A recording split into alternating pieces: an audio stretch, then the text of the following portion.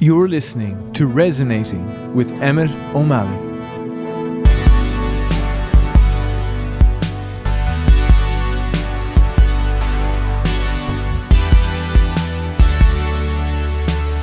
Hi folks, you're very welcome to the show as always. Good to have you here wherever you are.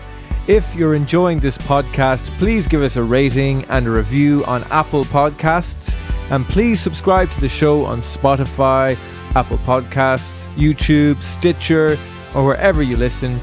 If you want to get in touch with the show, send an email to info@emmeto'malley.com, and that's Emmet spelled with one T.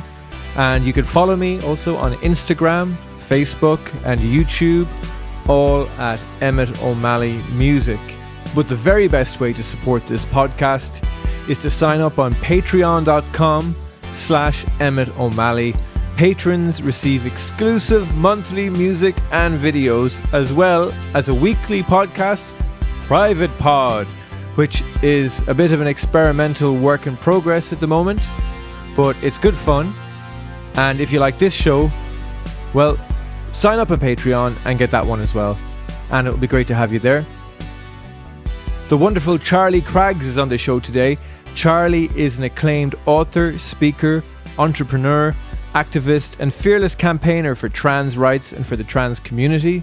She has created some ingenious campaigns, including Nail Transphobia, which is a pop-up nail salon where members of the public can sit down, get their nails done by Charlie, and get to ask questions, and maybe for the first time have the opportunity to have a friendly and personal interaction with someone who is trans. I love the idea of this campaign. It's creativity at its best, really. It's creating a situation in which people can come out of it and see things from a completely different perspective, seeing things from a personal perspective instead of an outside perspective. So, yeah, I think that's as powerful a vehicle for change that you could have. So it's an honor to have Charlie on here today. Charlie has been described by Vogue magazine as the voice of a community, and she surely gives me a lot to think about every time we speak. And I hope that conversations like this can lead to lots more conversations outside of this. So here you have it, my chat with Charlie Craggs. I hope you enjoy.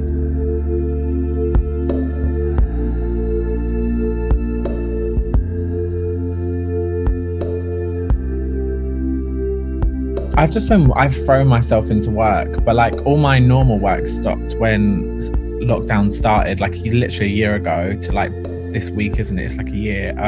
So because my normal work stopped, I had been doing some digital. So I do like most of my work is my activism or activism related to talks and writing around activism.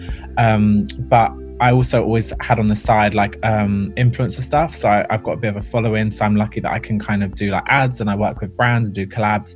And when Corona kicked off and all my talks stopped and all my events stopped and all my like pop-ups with my campaign stopped, I was like, what am I going to do to like pay my rent? Like I don't have, that's my money. Like, and the ads would only be like, maybe like I'd get like one every couple of months. Maybe you can't pay your month with a job that comes every couple of months. Like I'm not that well paid. And also like my following has grown a lot since lockdown started. So I was really worried, but because I had so much time, I really threw myself into it and was just, I'm not going to give myself more credit than it's due, but it was just luck. It really is just like, it could have gone the total opposite way and I could have still been getting an ad or a collab every couple of months. But luckily they started coming up every couple of weeks.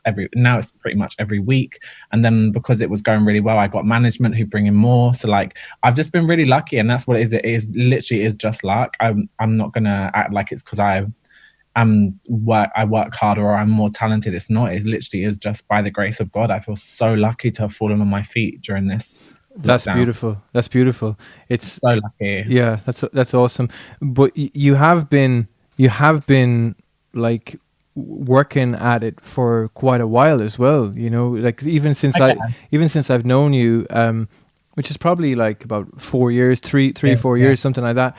Like I've seen, you know, which is incredible to see as well. I've seen you really evolve in a new way as well, just like with your message too, and with It's been really cool actually to have gotten to know Thank you you. and then see this all happening. It's really cool. Do you know what's weird as well? Is I see that change. Like you don't see it because you know when you're doing something every day and 1% changes every day. So when it changes to 100%, you don't realize because you've only noticed the 1%. Yeah. You obviously don't clock 1% changes. But I watched a story that I did from the start of lockdown a year ago on Instagram, and I was like, oh my god, I was such a different person. Like, I hate watching it, and it's because, and that's only a year ago, and that's when I had a following already, but it wasn't as big. But I was so inauthentic. I was so like trying to be like attractive, trying to be like sexy, not sexy, but like trying to be, I guess maybe like trans enough. And I'm like, now if you go on my Instagram, I'm just a mess, but I'm so much more entertaining. And that's why my following has grown, because I'm more, not just entertaining in a funny way, but also just more real. And that's what like, and I don't want to tell everyone because then it'll give the secret away, but like, that's what people want. People aren't going to warm to you if you're just being like this perfect girl who's like wearing a ton of makeup and pushing her boobs up on her Instagram stories. And I'm like, who was I even doing that for? Because my following aren't even men. Like most of my followers are girls. But like the minute I was just like, no, I'm just going to be a mess. And I remember the first story I did that I just was like, fuck it. I'm not wearing makeup. I'm just going to come on camera because I had something really funny to say. And everyone loved it. And I was like, I'm just going to keep doing this. And my life has changed. Like I can literally like now, even once Corona ends, I won't even have to go back to do I'm obviously going to go back to activism and my events and talks and stuff. But like, I wouldn't have to because I'm making my living now through social media content, which is insane. Wow. But it does come from authenticity. Like this is just, guys, if you're listening, whatever you do, whether it's because it's not just about social media, but just make sure you're like bringing something authentic to be yourself. Like that's what people want. People are hungry for that. There's so much fake stuff around that people don't need more like perfect fake manufactured things. People love realness, and that you can apply that to whatever you're doing. Yeah, of course. But that's just so inspiring to hear. It's so inspiring to hear for me with the stuff that I do as well with music and like other creative stuff like filmmaking and all that as well, because especially with the music, like I see stuff that I did like let's say 2 years ago or a year and a half ago, and I'm like, oh god, like as in there's something about it where like I'm kind of finding my way with what I'm doing, but really I feel sometimes I'm shedding off layers of like kind of I want to be seen in a certain way, and then it gets more and more scary when it gets closer to me being a vulnerable person, like my vulnerability and my real rawness, maybe. And so I really want to go on that journey. Like one of the reasons doing this podcast as well is because there's no way to do like a perfect, like in quotes, podcast. You know what I mean? Like there's going to be loads of like, you know, mistakes and, you know, me talking too much like I'm doing right now. No, you're not talking too much. But you know what I mean? It's like, but slowly like being able to do that and just be honest and be myself. It's like, whoa, it's scarier than like, it's scarier because I'm actually showing myself, you know? Yeah, I get that.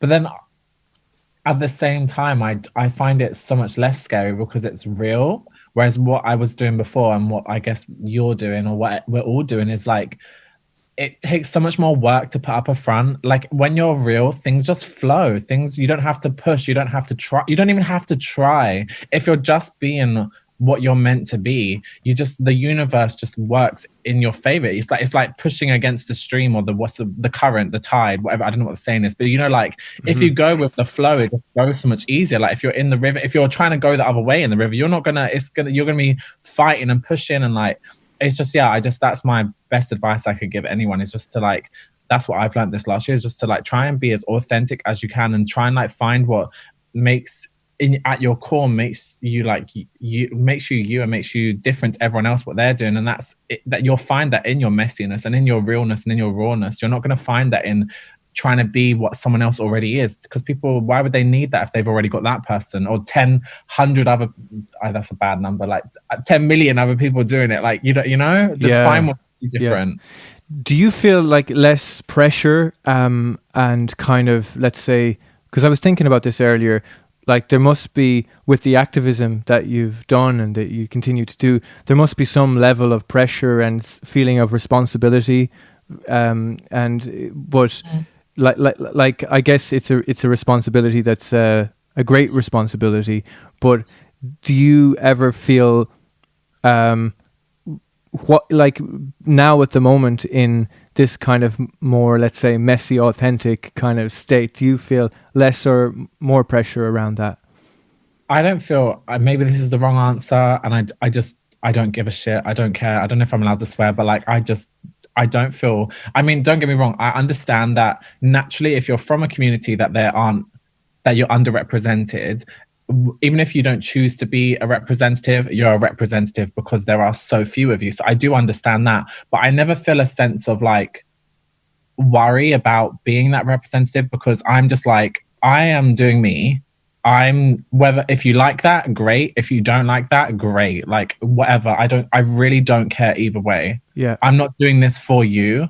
Yeah. I'm not doing it for anyone else. I'm being myself. And if people start to be like, actually, do you know what? I don't like Charlie Craggs, whether it's trans people saying it or people who are just my followers or whatever you want to call it, supporters, or even the public who don't even know me, if they start being like, do you know what, actually, I think she's a really bad representative, I don't like her, great, then tune out, unfollow me, don't watch what I'm doing, don't watch my documentary, don't read my book. That's fine. I'm not for everyone. Like, I don't think that we should have to put that pressure on ourselves to be for everyone and to like not neutralize, but to dilute your core and your authentic, like going back to authenticity. I'm not going to dilute my authenticity. I'm not going to stop swearing. I'm someone I am gobby. I'm not going to start, because my following is growing and I have to start speaking like a UN fucking ambassador. Like, no, really, it's like I've talked to the UN, like to some people who, like, you know, they want you to be like, I was offered a really big opportunity recently to sit on like a board of trustees for a really big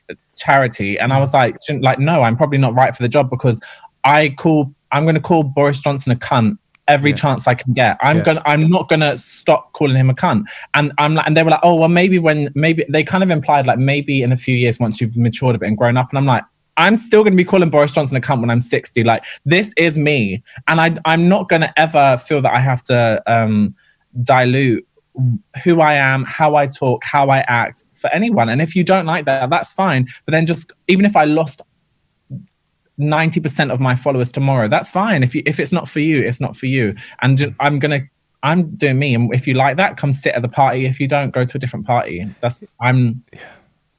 Keller. That's awesome. Yeah. Like, I love it. I love it. It's the best. And I just think it's, and then when it comes to actually, because obviously the social element and like actually with activism and representing a community and stuff, like, I would just step out gracefully. I would just be like, well, clearly no one's liking how I'm talking. Like, if I became really problematic in that I wasn't changing or something with the times, or I don't know, if I was doing something that is fine now, but in the future they were like, actually, you really shouldn't be doing this or something, then I would just gracefully be like, okay, like, if I saw that people really weren't enjoying it, like, and I did lose 90% of my phone, I would just gracefully step out and just be like, okay, this is like, no one is interested anymore, that's fine. I'll step out of the public sphere. I'll stop doing talks and activism. I'll stop social media. I'll stop, do you know what I mean? And I would do it, because like, if no one's enjoying it, then it's not, if I've not got an audience, then there's no point. But like, I'm always going to be, I'm going to be authentic publicly or privately. Basically, I'll be doing it publicly, and if people don't want it publicly, I'll be doing it in Tesco. Yeah.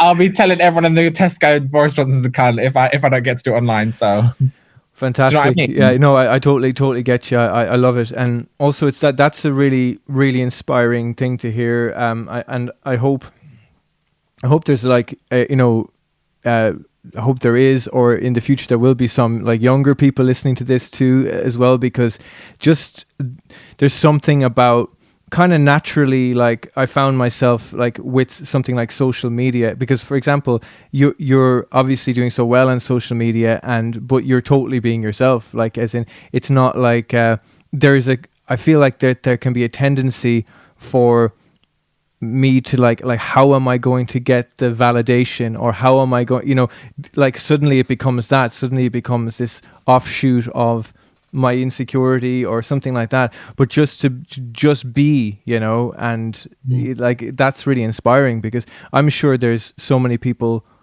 like around the world who struggle with that every day. Like, what do I say so that I will get like X amount of followers or likes or whatever?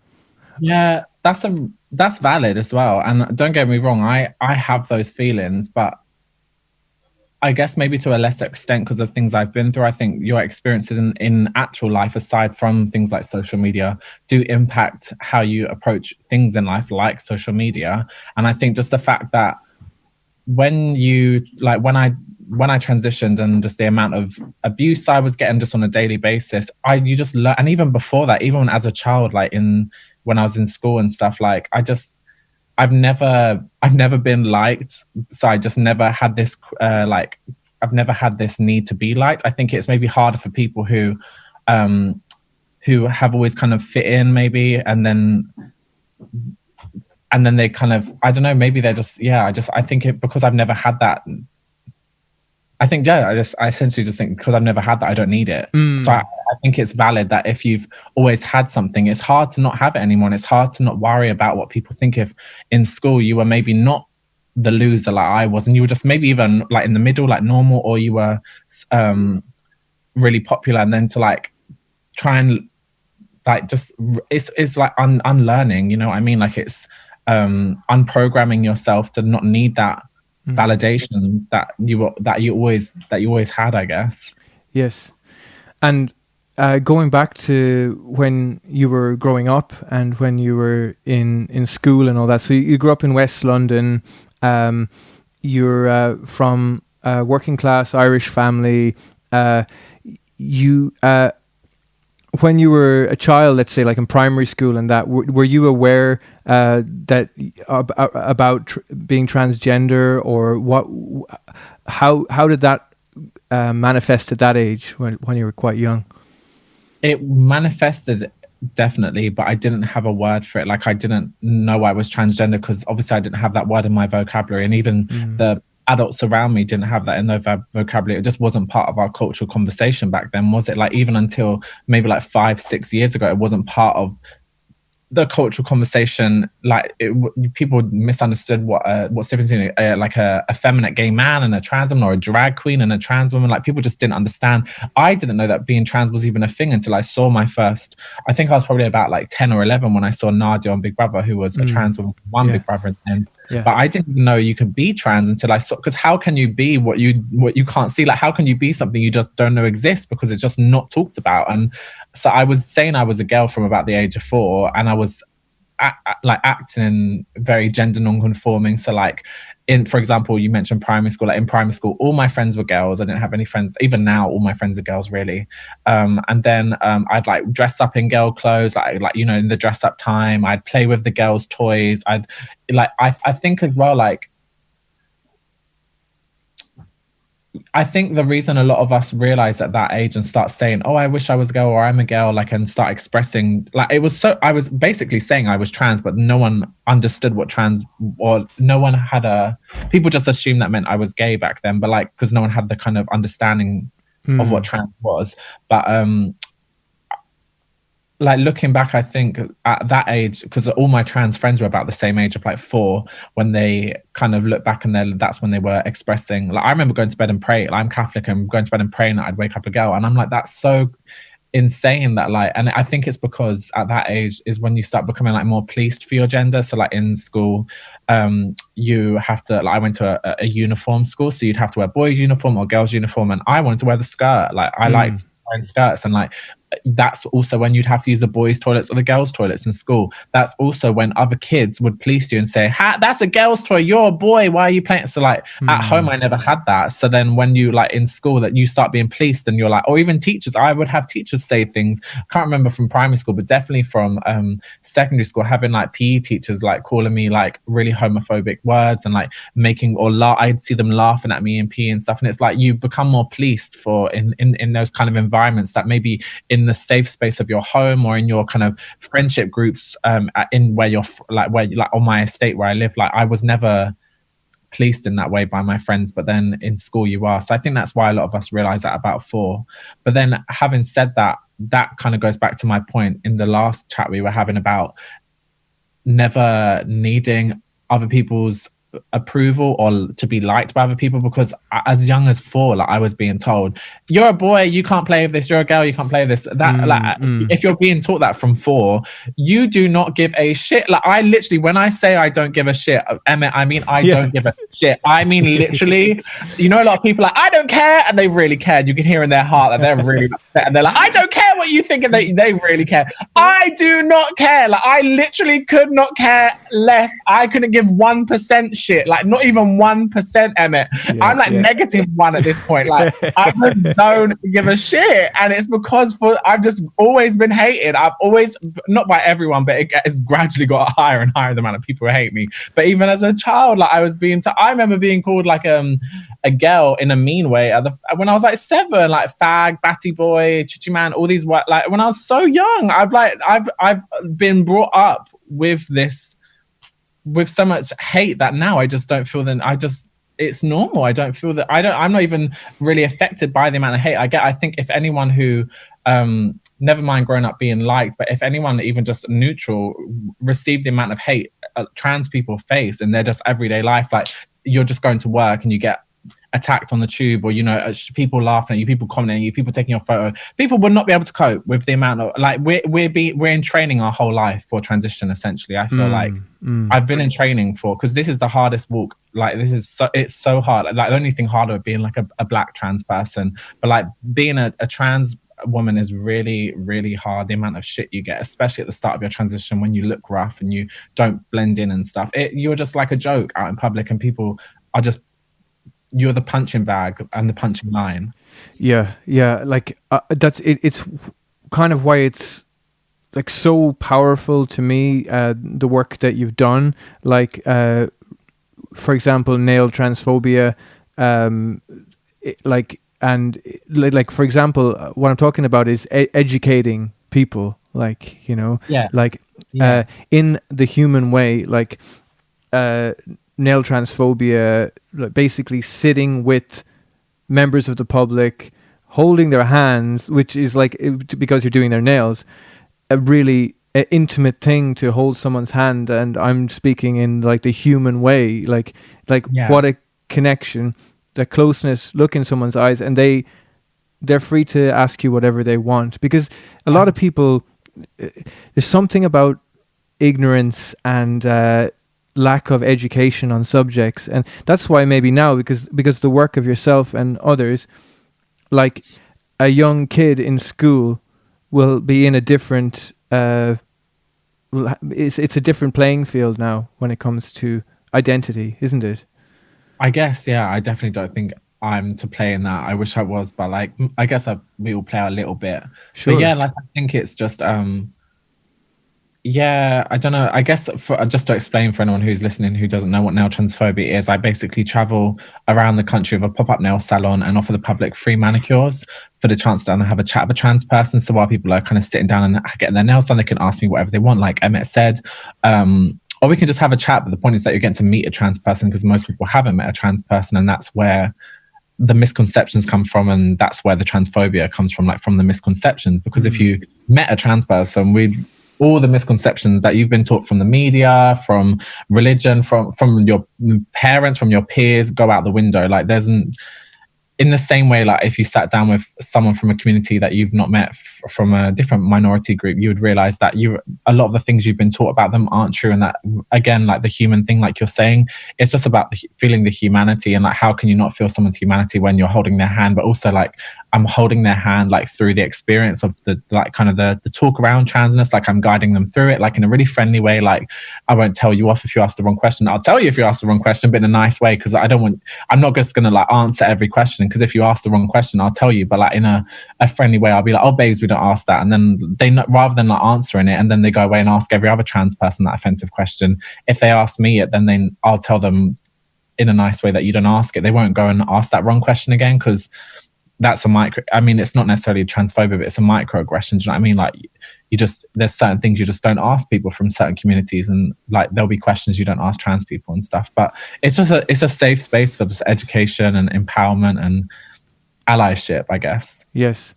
I'm imagining you've had some emotional moments on the campaign. Like I can only imagine, because it's something about breaking down walls and breaking down perceptions and old ideas, you know. Yeah, I guess the emotional part is more on my end. Like no one's ever been emotional with me, I don't think. Maybe I don't think so. But it's more with me when I'm like on the way home afterwards. Sometimes I like I've had a cry before, because I'm just like, oh my God, like I really you forget, like when you get wrapped up in the everyday of like what you're doing, it doesn't you're kind of on autopilot, especially I've done this for 7 years now. So like this is just what I've been doing for so long that I don't, you can listen, but you're not hearing, that sort of thing. Yeah. And then sometimes I'm just like, wow, that was really important today. Like someone, like the thing I hear most is like, oh, you've really like helped me to understand. You've really changed my mind about trans people. Like you've really, people just like say like that. Oh, that's the, like when people say that, like it just, I'm like, oh my God, like that's a big deal. Like that means I'm putting someone out into the world that hopefully that person, it's like a seed, and then they pass that seed on to like someone, like maybe like say they all pass on to like 2 other people in their life, like say whether it's like friends or like family, or like if they correct someone, like if they like if they like you could even like a lot of people are obviously girls, because it's like a femme focused activity. Or I do get a lot of guys actually, but like it's mostly girls. But say their boyfriends are a little bit transphobic, and say they're out with their boyfriend and their boyfriend's like, oh, that's a tranny, like whispering to them like on the bus or on the train or something, like their girlfriend, like the girl whose nails are done, would hopefully be like, oh babe, you don't say that word, like that's why are you saying it? Maybe and just in calling them out, like that just like passes this, like the shift on, like it's a ripples make waves, and it's like it's just that's the goal for me. And that's like just to think that if I couldn't possibly add up how many people's nails I've done over the last 7 years, but if everyone passed it on to like 2 people, 5 people, 10 people, like if you just add that up, it's like crazy. It's crazy. Like I just think that's what gets me emotional. That's huge. Like did anybody ever ask you, am I transphobic? Like literally asking you straight up? Yeah. People are like, is it transphobic if I say this? And I'm like, well, yeah, a little bit, but like, I know you don't mean, like, there's like you said, there's ignorance, and then there's like malicious ignorance. That there's uneducated ignorance where you just don't know any better, and you're just like asking something or saying something because that's what you've been taught by the media. Like if you think about it, like I and that's why when I correct people, or if people ask the wrong questions in my salon, I'm like, I don't get angry at them, because this is what they've been taught. Like if they've never met a trans person and never talked about trans issues, so that all they know to go by is what they've read in the tabloids or in or seen on like Jerry Springer, where they use words like tranny. They use they always go on about, are you pre-op, post-op, all the time, like where they think that the men, like if you look at Jerry Springer, the men we're sleeping with are gay, and then it's like, oh, it's a man, like sort of things, that's a man segments. I don't get angry at them, because I'm like, this is what you've been taught, and if you've not been exposed to anything else other than the Daily Mail or the Times or Jerry Springer, I don't expect you so I just think, for me it's just about just helping them to like kind of understand like how wrong those things were, because like if you're not from that community, you just won't understand that it is really wrong. You might think that people are overreacting, but like that culture of those which is still existing now today, like if you look at some of the headlines about trans people even up till like last week or even like last month, the culture that's manifested from this media that just hates trans people is like it's the people today and the language they use and how they treat us, like the public treat us, like when I'm being attacked or when I'm being like people being mean to me or something in the street, it's a manifestation of the toxic transphobic media culture that these people have been bred in. They weren't. No one's born transphobic. They didn't just like start being transphobic. No, they learned transphobia. Yeah. And it's really, so what I do is just about unpacking that. Yeah, it's awesome. And like I love the idea as well of like long form conversations about kind of everything these days. I love the idea that we need to bring back so much more nuance and subtlety to conversations. I think everything has gone like say on Twitter or something like that. Things can be quite triggering, you know, because it's one side kind of shouting, another side shouting, and it's a lot of noise, I guess. But I know there's a lot of great campaigning and stuff as well. But it's hard to have like for example, compare that to doing someone's nails, holding their hands, having a one-to-one human conversation for even, I don't know, 10 minutes or whatever. There's such a difference, isn't there? Yeah, for sure. Yeah, it's a really, it's so hard. It's like my campaign is definitely born out of the kind of age of like I'm not active on Twitter because of it, but like of their kind of age of people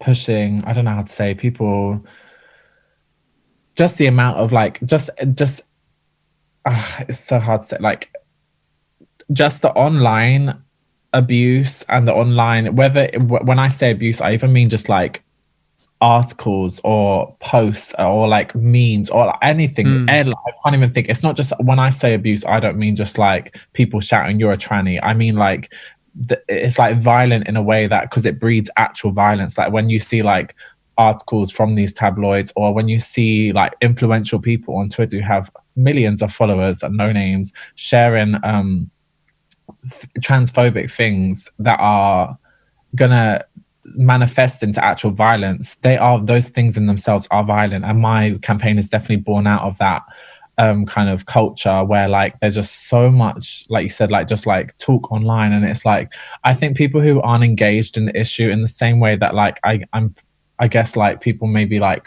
might feel towards like racial issues or any kind of other issue, that like if you're not from the community that's a part of like the debate, you might just looking outside and be like, I don't know what to believe, like, because or you might believe the wrong thing even, because these arguments are presented in such good ways, especially like with trans stuff. A lot of the arguments, it's like, oh my god, that it's like so sinister, because they'll like word it in ways that are like, do you want men in your bathrooms? And it's like women will be like, no, I don't want men in my bathrooms. And guess what? I don't want men in my bathroom either. Like like I don't think you're understanding that this is worded so wrong. It's that trans women aren't men. Even if you say, well, you was men, well, we are trans women. We are totally separate to men. Like we are a separate entity. You can't lump trans women in with men. We're not men. My passport says F. I am not a man. Like and even if you like, it blows my mind. But just like these narratives, or even like, it's like, oh, they'll talk about like so much talk about trans kids at the moment, which is what my documentary is about for BBC. And it'll be like, oh, should trans kids be having surgery? And it's like, trans kids aren't having surgery, so why are we arguing about this? Like, you have to be 18 in this country to have surgery. And do you know how lucky you have to be at 18 to have surgery? Like, you would have had to go private essentially, because the waiting lists are up to 5 years for a first appointment. Never mind surgery is years after that for a first appointment to discuss transitioning with a counselor. It's 5 years. And the media make out like, oh my god, trans kids are being rushed into surgery and that's the big debate at the moment. That's what my documentary centers around. But there's just, it's like, how can they pose this argument like, should kids be on hormones and should kids be having surgery, when like the waiting times are so staggeringly long that even if you go as a teenager, you'll be in your 20s by the time you get your first appointment anyway. It's just disgraceful. And it's just like, there's so many to do because of this like Twitter culture, like just this like everyone having an opinion who aren't qualified to have an opinion. Like you shouldn't be having it. Like you should just shush your mouth and be quiet. Like you shouldn't be having an opinion. But even journalists who are qualified journalists, quotation marks, they're not qualified to have an opinion. Like if you're not, like, why is there, like there was, I'll just say this before I finish, there was a stat recently that there were, in the last year, the Times are one of the, surprisingly, well, not surprising necessarily, but like when people say transphobic or LGBT phobic or even just bigoted, you think of like the Daily Mail, the Sun, the News of the World, you know, those sorts of ones, the Mirror. But the Times are one of the worst towards trans people, and in a very sinister way, with their like very compelling, clever false narratives that are like much more clever than just like a Daily Mail headline that's like sex swap or bloke bonks or like, you know, they're like sensational. They're just like dumb headlines. But the Times will publish much cleverer headlines that are like I can't think of an example, but just like, you know, like headlines that actually like the women, do you want men in your women's bathroom sort of things. Like they're much, because they're cleverer people writing there, they're like so much cleverer with their arguments, essentially is what I'm saying. And there was a stat recently that said in the last year there was 324 articles about trans people, trans stuff in the Times. And guess how many of those were written by a trans person? Right. Not a single one. Not a single one. Yes. How can you be having this quotation marks debate? How can you be talking about trans stuff? 324, that's basically one a day, and you didn't even ask a trans person once. You didn't even bring someone in even for a debate. Like, it was literally just people who know nothing about us, people who don't have trans kids, talking about should trans kids be transitioning. I don't want my daughter transitioning. Your daughter's not trans, she's not going to transition. Like, why do you care? Like, why is there so much talk about, like, and oh my god, it just blows my mind that 324, one a day pretty much, and there wasn't a single trans person like writing it. Like, imagine if we shifted the word trans out for black, and it was like 324 articles only about black issues. There was like no other ones, and they were all written by white people. What the fuck? I know, it's like such a good illustration. Or even gay, like if you want to take the word black out and put gay in, even disabled and put like I just can't get my head around the fact that like people aren't seeing that that's the problem, is that like you just got these people who hate trans people, who know nothing, who aren't qualified, who literally don't know anything about us, like feeling that they can give their 2 cents and be like, actually, do you know what I think? Actually, no, I don't care what you think. Shut up. My apologies for interrupting the podcast. Sign up at patreon.com/Emmet O'Malley. Patrons receive a weekly private podcast called Private Pod, as well as monthly music, demos, works in progress, and a monthly video. Sign up now. It's the best way to support the show and keep the podcast going. Patreon.com/Emmet O'Malley. Back to the show. So the first thing I'm just thinking about is like human beings with like fear, the way they deal with their unsaid fears, you know, like as in something they don't know anything about, something that I don't have experience with, but it's part of life. This is like, as in trans people have existed forever, you know, like everyone else, you know. So like there's this, it just sounds like there's always this reaction then from the fear of like blah, blah, blah, blah, blah, blah, blah. You know, I'm just going to like write loads of shit, like say loads of shit without actually having a conversation with you, for example, or without having a conversation with like people in the trans community, you know, as in, you know, educating again, you know, themselves on the issues. It's like there's certain things where people just take this massive leap as suddenly and always in a kind of emotionally loaded way, you know. It's like coming in full on, like burning up with, well, this is my opinion, you know.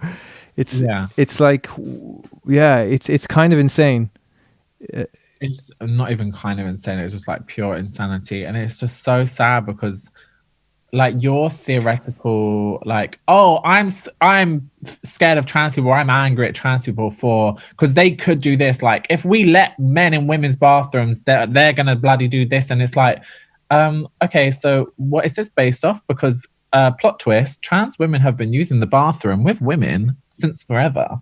I don't know if you realize, but trans women didn't just pop up in 2015 and start using the women's room. We've been here since forever. Google like pictures of trans people from like the 60s, from the Victorian times, from even like in like old ancient cultures, like in the Native Americans, in Aztec culture, in even in like there's literally proof of trans people existing in Greek, ancient Greece, in ancient Rome.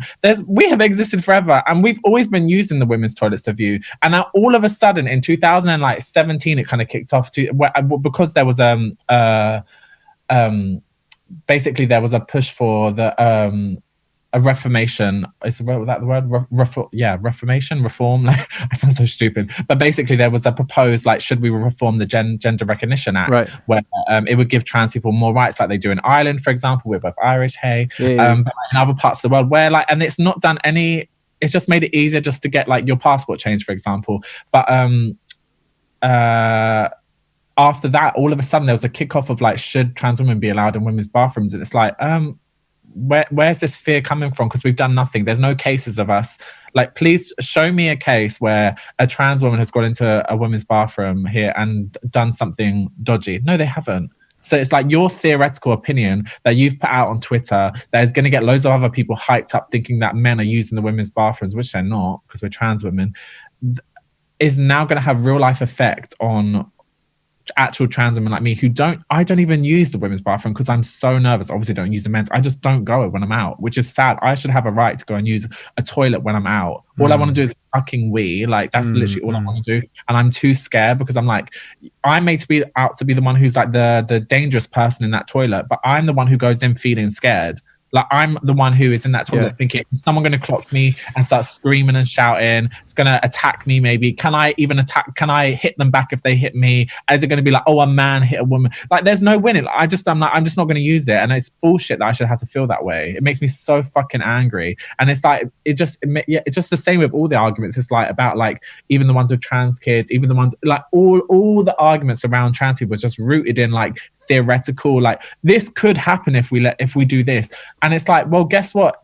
I'm not a theoretical, like, I'm not a theory. I'm a real person with a real life, and there's, like, real life consequences from the shit that you're putting out there, whether it's on Twitter or in an article. And it's like, it's so unfair that, like, theories and kind of, like, hypothetical things have more weight over real life things. Like, it applies to every other community, every other minority group. It's like to do with, like, gay people and there's such a big parallel between how trans people are being treated now as to, like, how gay people were treated in this country in the 80s, with, like, oh, like, they're turning and kids gay, like, if we talk about gay stuff, it's like, you know, there was Section 28 and stuff. It's like, you can't even talk about gay stuff. If you have gay people on TV, it's going to make kids gay. Like, I saw on Twitter recently, I was getting called, I'm being called someone who grooms children, which is disgusting. Imagine being told that you're grooming because I'm out and living I'm living my truth boldly and beautifully as a trans person. I'm told I'm grooming kids into being trans. It just is. There's so many parallels. And there was a lot of parallels between gay people being called pedophiles back in by big tabloids again, by massive national newspapers, being called pedophiles and predatory, and, like, it just. And also, I really want anyone listening who is gay to understand as well that just because, like, because not a lot of it feels like a lot of the time only trans people are speaking up, but I promise you now, and I say this all the time on Instagram, once they start repealing trans rights, which they have already started, like, a high court ruled recently that under 16s or 16s and under can't get any help to do with transitioning. Like, you can't even, like, they won't even see you for, like, counselling or anything, like, just no help. And that's because of the massive push that the transphobes in the media and on Twitter have put on the case and stuff.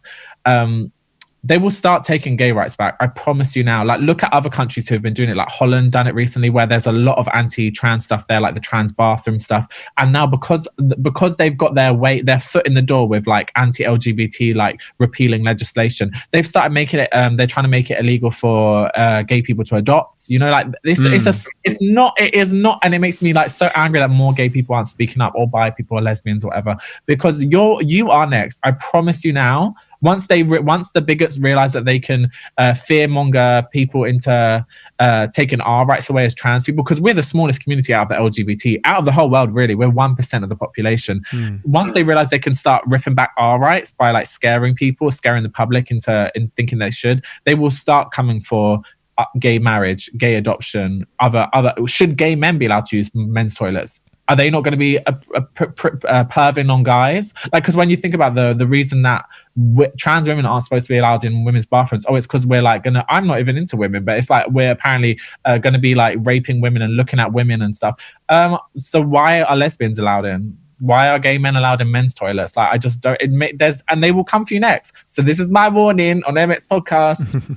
start speaking up, or your rights to go next. Yeah, because it seems like when, let's say, like there's probably a false sense in the wider world in the media that, like, because trans rights and LGBTQ plus rights are like, in the media quite a lot, and like there's a lot of conversation that things are always progressing and evolving, but what people don't see is that there's this kind of like toxic reaction on the other side that grows as well, that is quite scary, that it can't be just forget about it, like, as you know, everything's going fine now, it's on track. It's like there's been stuff you mentioned, like the gay rights stuff. Like, I remember growing up in Ireland, I think it was like the early 90s, like it was 91 or something like that, when like basically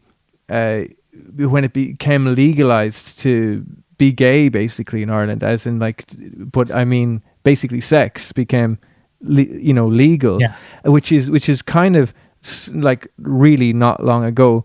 And just to think about back then, that seems so prehistoric, like the way that people would have been campaigning against that, for example, in this culture, that seems like that's almost like a joke. But actually, you look at the situation now with the trans community and the vitriol that's coming towards trans people. It's like, it's the same thing, It literally is, and it's just, people need to understand that once you have your rights, it doesn't mean they can't be taken away again. Like, even just look at America, for example. They're like making like bills in a lot of the kind of middle and south, not South America, the deep, like not South as in South America, but South as in like the deep, like Texas, deep South, yeah. They're making it like laws around like abortion, so that like you can't abort you can't abort, period, but you can't even abort like a rape, a baby out of rape. And they're making, I saw a law recently that was made it for its first like hearing in court, that it was like to do with rape. It's like women can't, if a woman has gotten drunk, she can't. I mean, rape cases are a mess anyway. Like, even though this isn't the law at the moment, like, is it like 2% or 4% or something of rape cases get prosecutions? But they're trying to make a bill that is like, if a woman got drunk willingly herself, she can't cry rape. Like, if she's basically saying that if a woman was drunk, it's her fault. And it's just like this. So do you not understand that, like, just because we've had rights, once like people who are bad people get into power, or people who aren't progressive get into power, they can strip our rights. In the same way, just because we've had the NHS doesn't mean that Tories are literally right now privatizing the NHS. We've had the NHS, we will lose the NHS, and we'll probably, once Labour come back in like 4 years or whatever it is, we'll get the NHS back again. But like, it can come and go. And in the same way, like, if we had someone even more, like, the Tories are horrible, but imagine we had even like UKIP or someone even worse than the Tories, who came in and were like, actually, like, it's illegal to be trans or something. Like like how the DUP in Ireland is like, is it the DUP? Yeah, DUP, in Northern Ireland, So I know how bad they are with LGBT stuff, and it's like, that's in Ireland. That's like half an hour away. Like, imagine like if we got someone here who came in, they could strip all, like, it's not even just trans people who would be like on the, like I said, I really want more LGBT people to get involved, because their rights are next. But even, you shouldn't really even just only want to get involved because you're worried about your rights. Like, in the same way, like, white people should like care about racial injustice just because it's wrong, not just because, I don't know, because all of a sudden we could lose our rights or something. Like, you should just care about things just because it's the right thing to do. Yeah, and it seems like is the debate growing and growing? And do you think because of that, do you think there is a chance that there is more understanding as well as more vitriol rising? Yeah, definitely. I don't like when people say, oh, things are so much better now, things are so easy. Like, people will really like wash over how hard it is. Like, what's the word? Like, pink wash, whitewash. I can't remember what they were saying this, but like, they'll kind of like, and it comes from a nice place. But when I talk and I'm like, say I'm doing the nails of like often like a middle-aged woman who will be like, oh, you know, my kids in school right now, they can just be whoever they want to be, like they don't care. Someone came out as gay and just no one cared in the class, and I'm just like, or someone came out as trans and no one cares, and I'm like, okay, well that's lovely, but like your child's friendship group at school is not relevant, like a reflection of wider society, like, and also just on that level as well. I don't think the next generation should get more credit than they're due, because like the most abuse I get is from people of that age. Like when me and my friends, or when any trans person is out, the people likely to be mean to us, I get a lot of shit from women lately, but usually it's from like teenage boys or like young guys, young boys. And it's like, so I don't think the next generation, the younger generation, should get as much credit as they do. But having said that, I do think that, so though I think there's the same amount of hate, but I think there's more people on our side. So I think that's the way we're winning. I don't think I think by saying like, oh, just no one cares anymore, because that's wrong. That's a lie. Like we've seen, like trans rights were literally stripped back like a couple of months ago in the High Court, like with the ruling against trans teens. But like, so you can't tell me that, like, and the trans murders are going up every year globally, so you can't tell me that things are just no one cares anymore, because they do. But I think the way we're winning is that with education, and with whether that's education in the media or through activism or through whatever, more people are on side with trans people. And I think that's going to be the only way that we're going to beat the haters and the bigots, is by just outnumbering them and just being like, this isn't okay, and like voting and in a way that is like, or like getting involved in issues, or even just speaking to people in your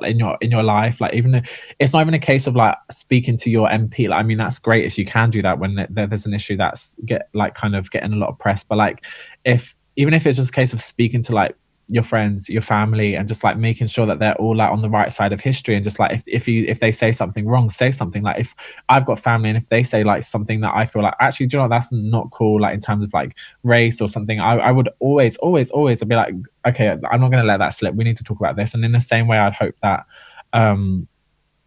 people do that towards trans issues, or do you know what I mean, like LGBT issues. I think it's really important just to like, yeah, it's such a small way, but just you can have the conversations in your everyday life. And if we were all having those conversations and getting people on side, think how much quicker we'd win. You know, think how much in terms of every social issue. But if we were just all being more proactive in just issues that don't affect us, and just like getting involved and making sure to always call things out when we can, and to call things in, rather, like you can call things out in a nice way and call people in and say, oh, you know, you shouldn't say that, like this is like, and you can say it in a really nice way and just be like, babe, like that sounds really ignorant, you shouldn't speak like that, like you're better than that, like let me show you this, let me teach you this, or whatever. Just think how much quicker we could beat these bigots. Absolutely. It's really inspiring to hear that. I just want to touch on before we wrap it up, I want to touch on the transgender flag emoji. Tell me a bit about that, because that's another like big achievement from your activism.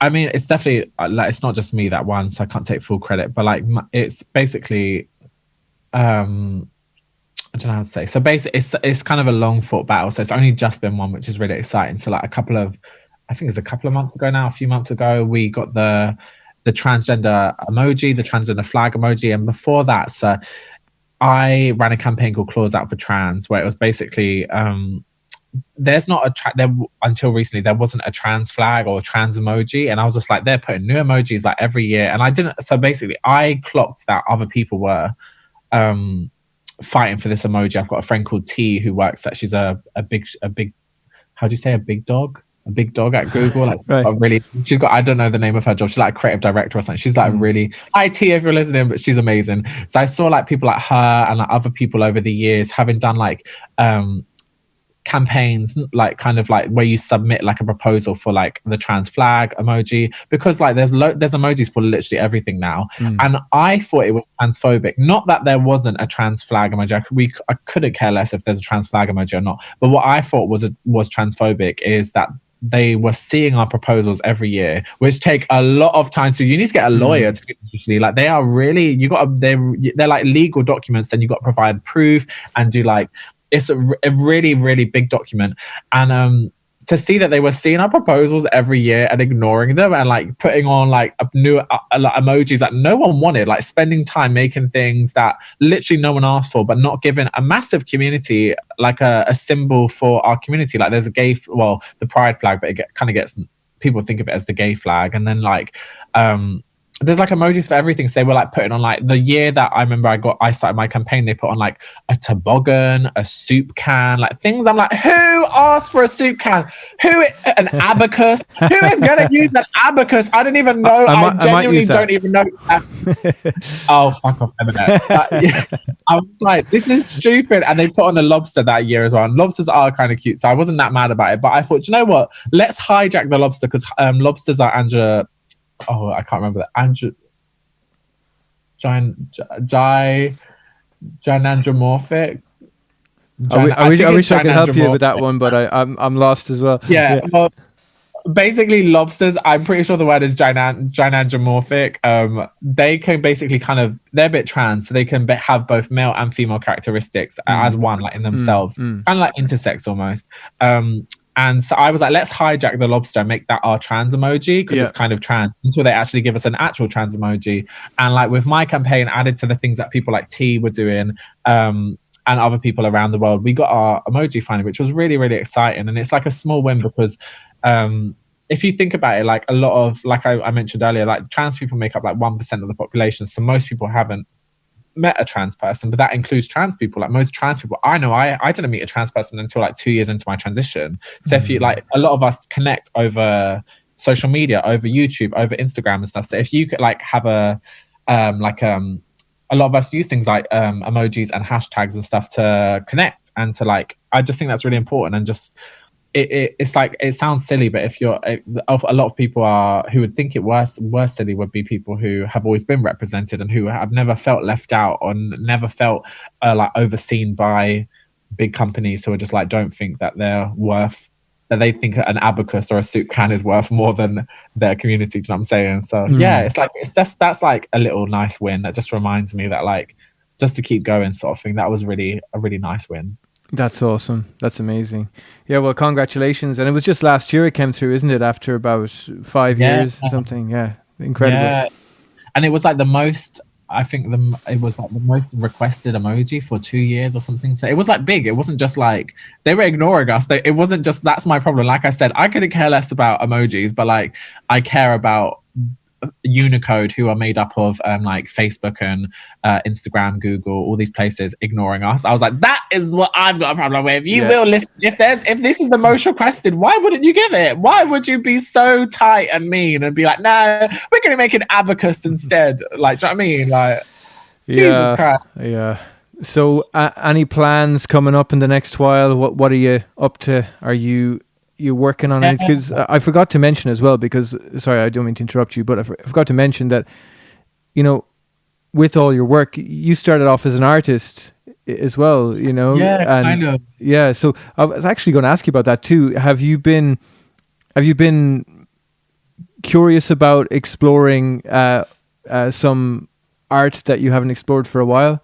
Yeah, actually, I've really, really recently, in the like last week, I've just I was like, do you know what? I'm gonna get back to that. Like I've kind of like where do I start? So basically, I'm not in the best place mentally. I've not been in the best place mentally for about 4 years now, 3-4 years. Even before that, I was never that good. But like something really bad happened a few years ago, and I just like, I've lost myself. And I recently, like, I think I found some sketchbooks that I did or something from when I was in like GCSE, and I was like, I was not being big-headed. I was really good. Like I got 100% in my A-level. I like went to like Central St. Martin's afterwards, and I was like really good. And like I just never since. So I did for my degree, I did like it's more of a digital kind of thing. So it was like fashion communication. It wasn't like hands-on. So I, as a child, was always drawing. Like my whole life growing up, all I did at home was draw. And I was so good. And I just realized, I was like, oh my God, I haven't drawn in like,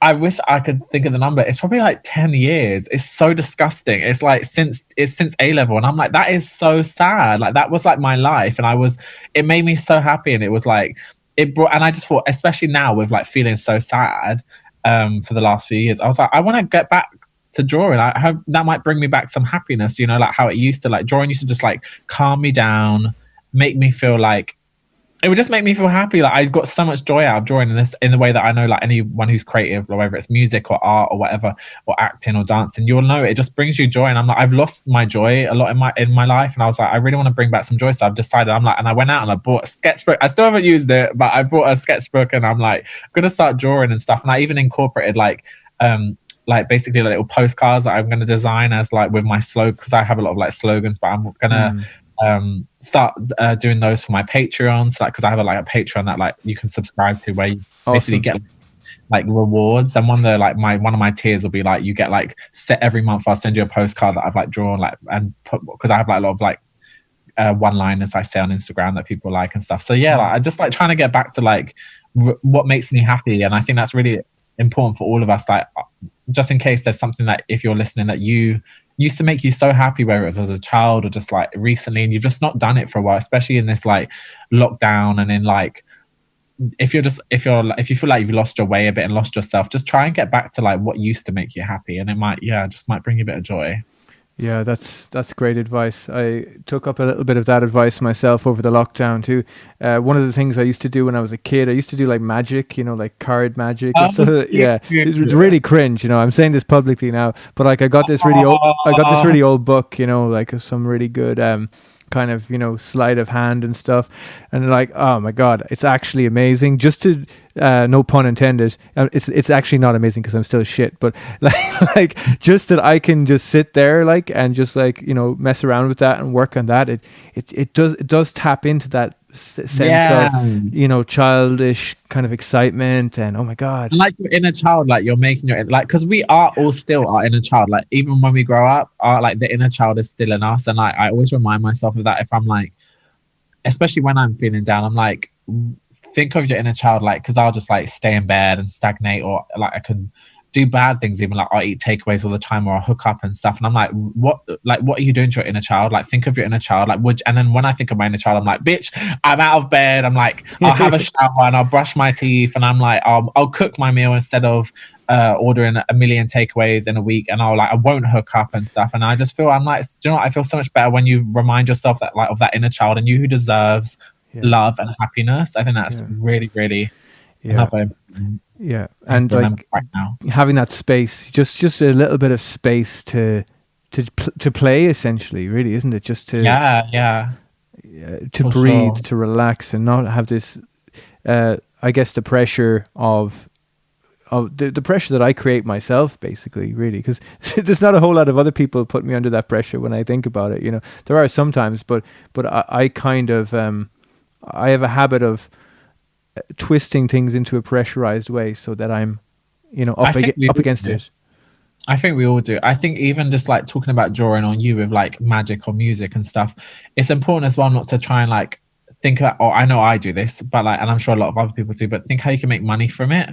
I think like with my drawing, I'm like trying to remind myself, like, even though I did just say that I put it on my Patreon, but like apart from that, I'm just like trying to draw just for fun and just for me, and not even for anyone to see it. Like, I'm not thinking like I'm going to sell this, or I'm going to make how can I brand this? Like, what shall I draw that would be cute on Instagram? No, just draw for fun, make music for fun, do music, magic for fun. Like, I think it's really important just to, in this age that we're living in, where everything is online and like social media and like business and stuff, I think it's really important just sometimes, you know, like not to try and make money from everything. Yeah, no, absolutely. It just takes the pressure away completely. By the way, I heard everything you said, by the way, just in case you're wondering, because I know the video froze there.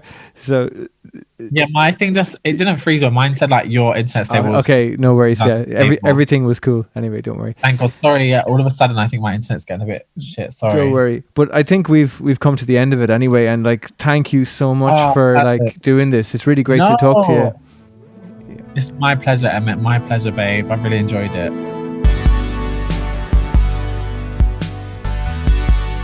That's it, folks. Thanks again for listening. Make sure you subscribe and follow online. And remember that signing up on Patreon is the best way you can support this show. I will catch you next Tuesday. Peace.